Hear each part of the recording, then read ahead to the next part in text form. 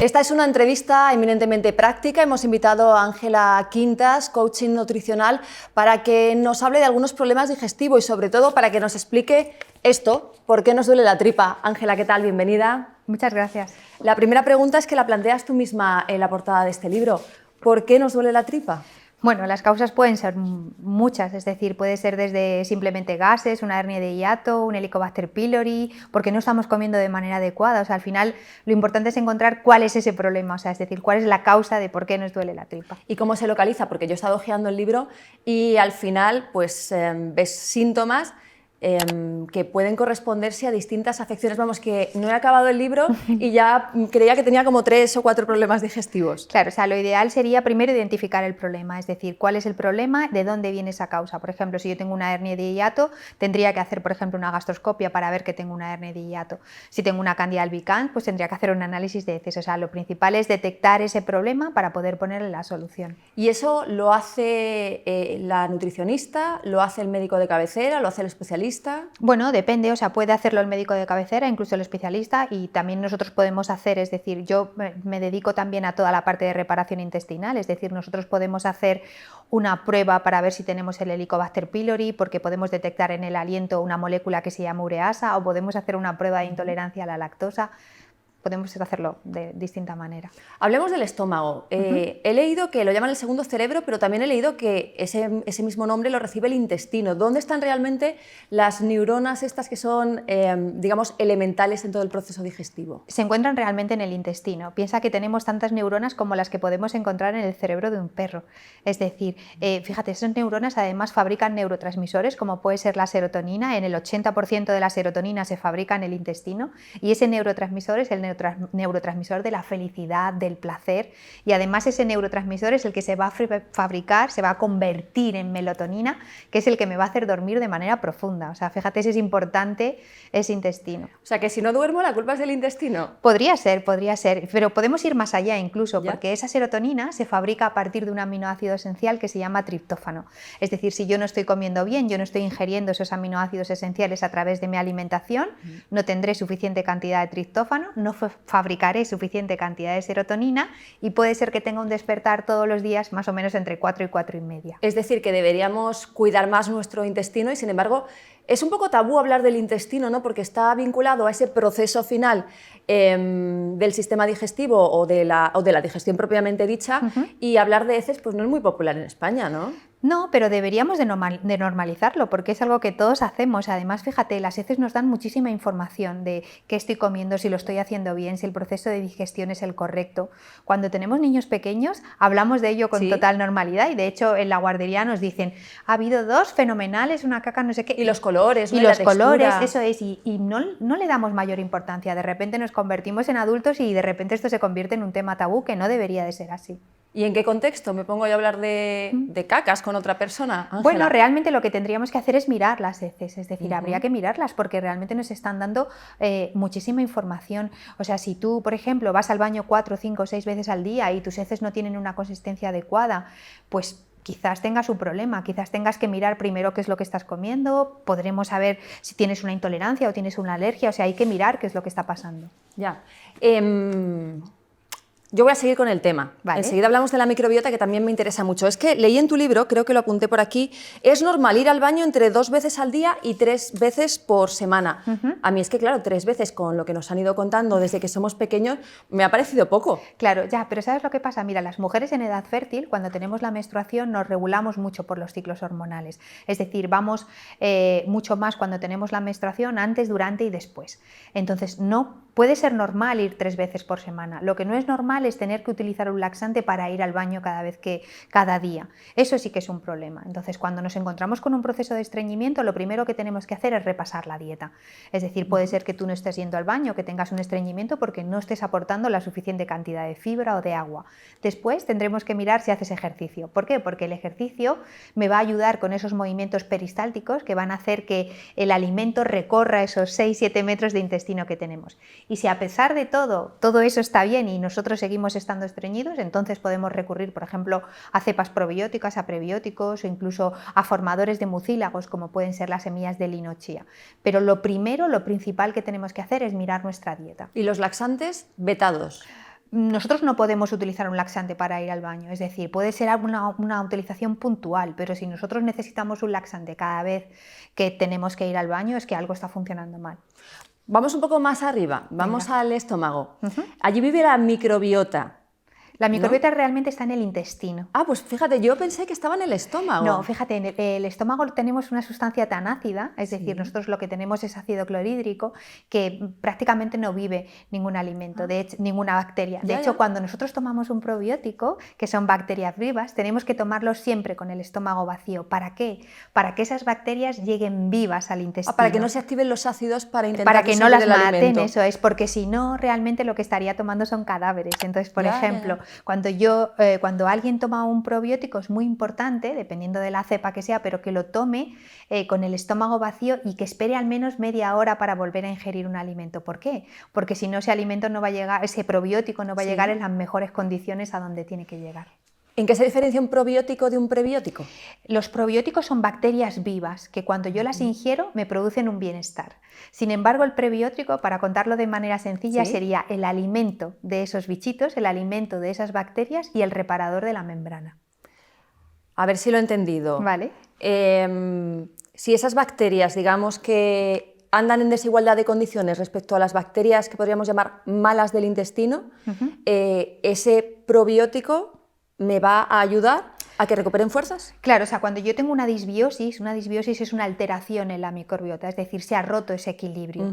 Las causas principales de la disbiosis pueden ser el estrés, el consumo de determinados fármacos, como pueden ser, por ejemplo, los antibióticos, los corticoides, los antiinflamatorios, el consumo de alimentos ultraprocesados, el sobrepeso, la edad, o sea, hay muchas cosas que pueden alterar ese equilibrio. Cuando yo ya tengo una alteración en ese equilibrio, se dice que mi intestino está en disbiosis, yo gracias a cepas probióticas concretas, porque las cepas son dosis y cepa dependientes, o sea, no todas las cepas valen y no en todas las dosis, me pueden volver a ayudar a conseguir tener ese equilibrio.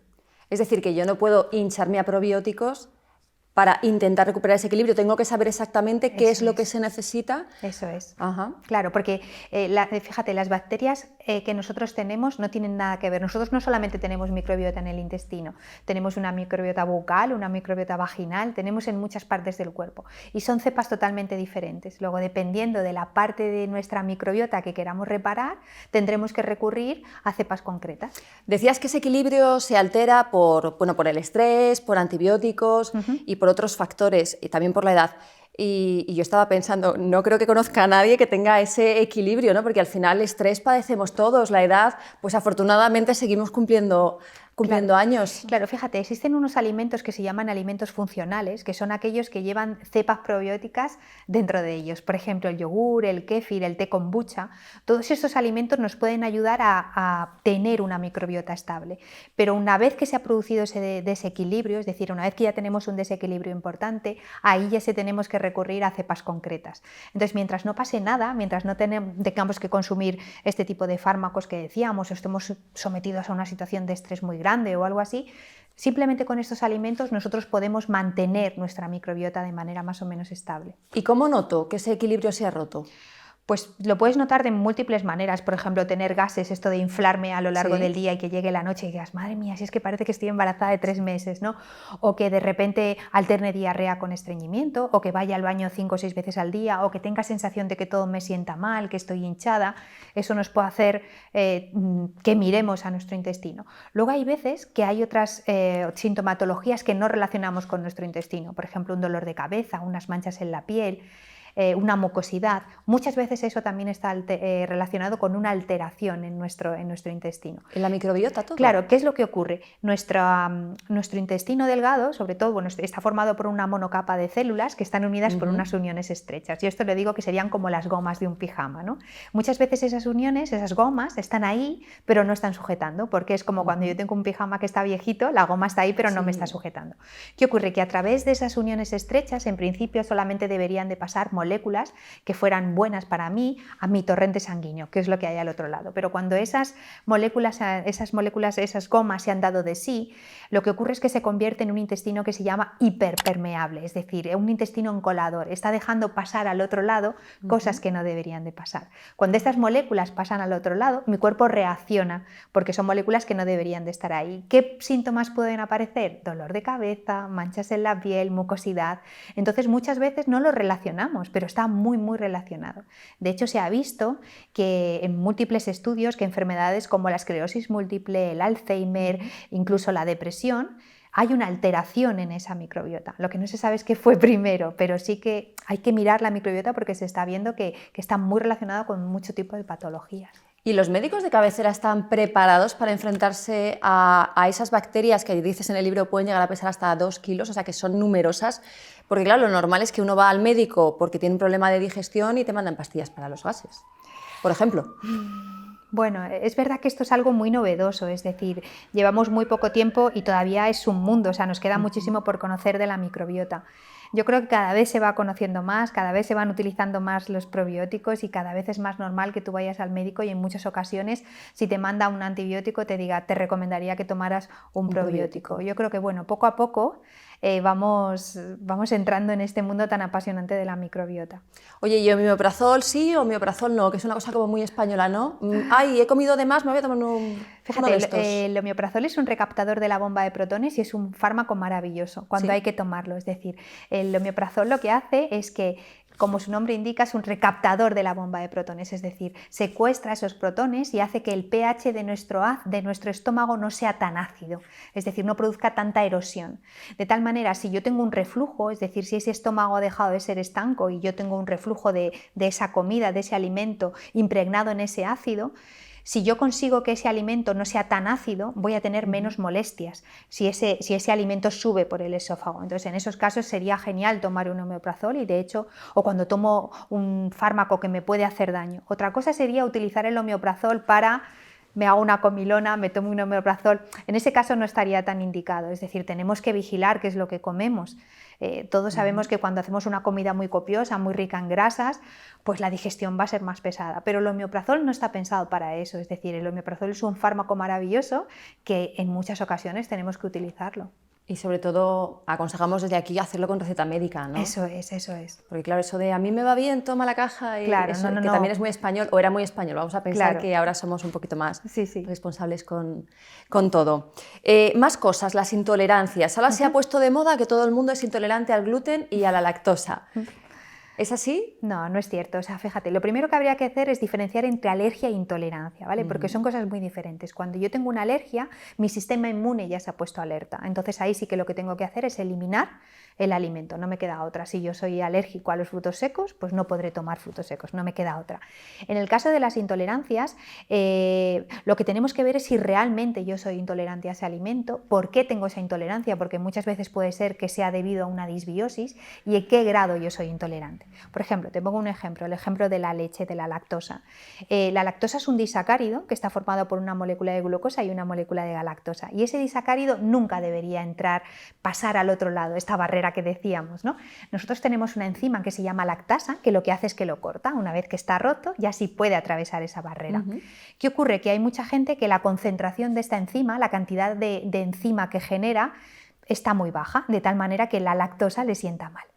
¿Qué ocurre? Que no todos los lácteos tienen la misma concentración de lactosa, es decir, donde yo más lactosa encuentro es en la leche de vaca, pero por ejemplo, según yo voy fermentando esa leche para hacer yogur o para hacer queso, las propias bacterias que hacen ese proceso de fermentación generan esta enzima, de tal manera que la lactosa baja en concentración. Entonces yo puedo ser intolerante a la lactosa, me puede sentar fatal un vaso de leche de vaca, pero me puede sentar genial un trozo de queso de oveja y cabra. Entonces, ¿por qué voy a eliminar todos los lácteos? Lo importante es personalizar y ver hasta qué punto tú eres intolerante y hasta dónde llegas, hasta qué gradiente de lactosa puedes consumir. Y Ángela, ¿qué te parece esa moda de demonizar el gluten? Porque los celíacos no pueden consumir gluten, pero parece que de 5 años o 10 para acá pues todo lo que lleva gluten es malo, no comas gluten, me levanto hinchado porque he tomado un trozo de pan. Claro, o sea, está claro que si eres celíaco el gluten hay que eliminarlo. Pero fíjate, aquí esto tiene un poco de truco, porque el gluten es un aglutinante, es decir, hace que los alimentos tengan esa textura, ¿no? La textura que nosotros queremos. Cuando nosotros eliminamos el gluten de unas galletas, por ejemplo, la industria lo que tiene que hacer es compensar ese efecto aglutinante que tiene el gluten. ¿Y cómo lo compensa? Añadiendo azúcares y grasas que no son saludables. Es decir, muchas veces lo que hacemos es, estoy eliminando el gluten porque creo que me va a sentar mal, porque bueno, tal, y de repente estoy comiendo un alimento que está rico en grasas y rico en azúcares. O sea, no siempre un alimento que no tiene gluten lo tengo que identificar como algo sano. Pero hay mucha gente que lo hace. Sí, pero es un error. Y cada vez hay más restaurantes y bares que han eliminado el gluten o que tienen alternativas sin gluten que están muy bien para las personas que tienen esa alergia. Eso es. Pero que son buscados por personas que no la tienen porque piensan que no comer gluten. Yo creo que en ocasiones se asocia a la pérdida de peso porque se vincula al pan. No, pero no tiene por qué, porque fíjate lo que te digo. O sea, yo puedo encontrar galletas sin gluten que están llenas de grasas o llenas de azúcares. Entonces, lo que hay que controlar realmente no es el gluten. O sea, si a mí el gluten me sienta bien, ¿por qué lo voy a eliminar? O sea, otra cosa es que yo sea intolerante al gluten, que tenga una alergia al gluten, ahí ya sí que evidentemente tenemos que eliminarlo. Sí. Eso es. Estaba yo repasando tu bibliografía y me ha llamado la atención el adelgaza para siempre. ¿Es posible adelgazar para siempre sin estar siempre a dieta? Pues eso fue mi primer libro. ¿Sí? Y bueno, la idea en ese libro lo que yo contaba era el tema de las dietas de control de insulina, es decir, cómo yo puedo bajar peso, sobre todo que lo que baje sea mi grasa y que mi masa muscular se mantenga lo más alto posible. Es decir, las dietas de control de insulina al final lo que te produce es una sensación de bienestar, de placer, y conseguimos que la persona que decide adelgazar de esta manera tenga mucha adherencia con la dieta. ¿Por qué? Porque se siente muy bien haciéndolo. Encima son dietas, hacer una dieta de control de insulina produce mucho beneficio sobre la analítica, es decir, vemos como una hemoglobina glicosilada, que es la que me está haciendo que yo pueda ser diabético, va bajando, como va bajando el colesterol. O sea, es una manera de comer, de repartir la energía a lo largo del día y de bajar peso sin hacer locuras. O sea, que sí que podemos vivir toda la vida a dieta.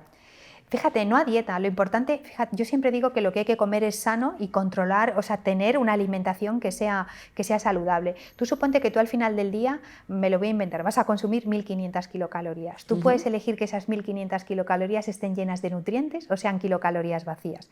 Tú podrías consumir esas 1500 kilocalorías en forma de alcohol. ¿Estarías cubriendo tus necesidades nutricionales? Sí, estarías cubriendo esas 1500, pero ¿te estarías nutriendo? No. No tendrías absolutamente ningún nutriente prácticamente, porque el alcohol no dejan de ser kilocalorías vacías. ¿Qué tenemos que buscar? Que esas 1500 kilocalorías o las que sean estén llenas de nutrientes para que tú no te sientas bien, para que estés sano y para que no tengas que tomar, por ejemplo, suplementos de vitaminas, porque si tú lo estás haciendo con la alimentación no necesitas nada de eso. ¿Sirven de algo los suplementos? Porque en algún sitio he leído que al final el cuerpo toma lo que necesita y el resto que le metes de más directamente es que lo vas expulsando. Depende de qué tipo de suplementos estemos hablando. O sea, sí que es cierto que hay suplementos, por ejemplo, podemos tomar magnesio, podemos tomar omega 3 para bajar la inflamación. Sí que hay cosas que nos pueden ayudar, pero es cierto que, por ejemplo, tomar un suplemento de vitaminas, en el caso, por ejemplo, de los veganos, sí que tienen que tomar un suplemento obligatorio de vitamina B12, porque la B12 solamente se encuentra en la proteína animal. O sea, que depende de qué suplemento estemos hablando. Y ya para terminar, el ayuno intermitente, que es otra de las modas, te estás riendo, supongo que es que te hemos preguntado 1000 y una vez por esto. ¿Sí, no o depende de cada persona? A ver, yo, fíjate, creo que con el ritmo que llevamos, para mí hacer ayuno intermitente para mí es muy complicado. ¿Por qué? Porque vivimos en un mundo de estrés, de locura. Yo no puedo levantarme y no comer nada hasta el mediodía, porque realmente mi jornada laboral es mucho más intensa por la mañana y yo necesito hacer un buen desayuno. El problema es a veces cuando nos encontramos con gente que hace un ayuno intermitente y de repente dice solamente voy a comer 1 o 2 veces al día, con lo cual puedo comer todo lo que quiera. Entonces no podemos malinterpretar eso, ¿vale? Es decir, que abrir una ventana en la que no se ingieren alimentos y dejamos descansar nuestro páncreas muchas veces es muy beneficioso, pero hay que saber cómo hacerlo. Oye, y una pregunta, más que nada es una consulta, ya aprovecho que tengo aquí a una coach nutricional. Yo cuando no desayuno y me dan las 10 de la mañana me pongo de una mala leche que no hay quien me aguante. ¿Eso por qué es? Pues posiblemente porque no tengas nada de glucosa almacenada en tu hígado y en tu músculo, y lo que tu cuerpo haga es que tus niveles de cortisol están disparados porque estás en tu mayor apogeo del ¿Sí? día, y tu cuerpo lo que hace es que necesita energía. Entonces puede ser incluso que empieces a tirar de la masa muscular. O sea que cuando me levante como el enanito gruñón, lo que tengo que hacer es ingerir algo de glucosa lo más rápido posible. Claro, ingerir, sobre todo, más que glucosa, un hidrato con una proteína. Por ejemplo, yo que sé, una buena rebanada de pan con un poco de queso, con un poco de jamón, ahí estaríamos combinando las dos cosas y sería un desayuno perfecto. Genial. Oye, pues ahora ya tengo a quien echarle la culpa del mal humor matutino, eso que me den de desayunar temprano. Ángela, un placer charlar contigo. Muchas gracias. Y haber conocido un poquito más de cerca la microbiota. Muchas gracias. Gracias.